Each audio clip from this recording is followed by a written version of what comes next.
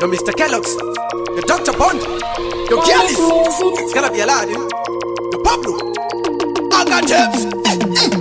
In the name of Jesus, yo, not in the name of Judas. At the fire, burn them rukas, yo, Kalis, Tuna Marukas. Now one of them, woman that got tongue in 14 years. Woman then go over, pass down the palm years. The guy hit a shungu, to find that she my tears. The guy the fireman, the Ricky fire with my ears.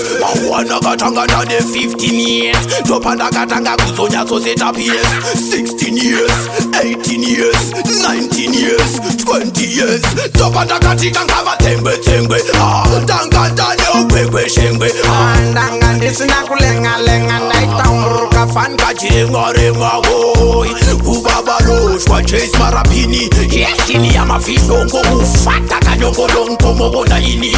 Nifuni imali niwe nanga mashishini boy. Ipola spelile Boso si winile General Aladdin. As I me tell them now, Dangote is Azinu Mukuru ngambia kena Mr. Bond, tiwo baka seta pena Boso, hakubisa sekena Boso, hakubisa sekena That is Azinu Mukuru ngambia kena Mr. Bond, tiwo baka seta pena Boso, hakubisa sekena Boso, hakubisa sekena Sakana ditanga miti, tiri kuda njewe Nakwisa besa no kusaisa iwewe Nakutiweze bako kude sauti shewe Kwaise mtiro ye muri woti wasewe Achaira kutaura zvasinga shiwi Miromo inenge matwa singa kiwi Manje kore rino vachatopa ita wiwi Give me the phone, give me the pay, give me the phone That is Azinu Mukuru ngambia kena Mr. Bond, tiwo wakaseta pena Boso, hakubisa sekena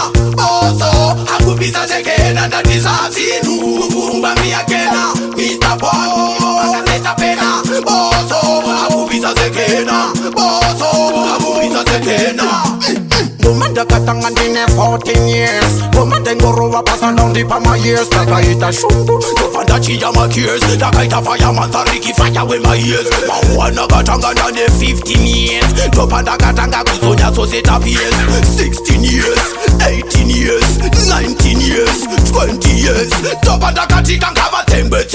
Ah, tanga tanya upekwe shengwe. Ah, ndanga ndisina kulenga lenga ndaitaumruka fan kachirenga renga boy. Ubabaloshwa Chase Marapini. Yeshini ya mafishongo ufata kanyongolongo mobona ini.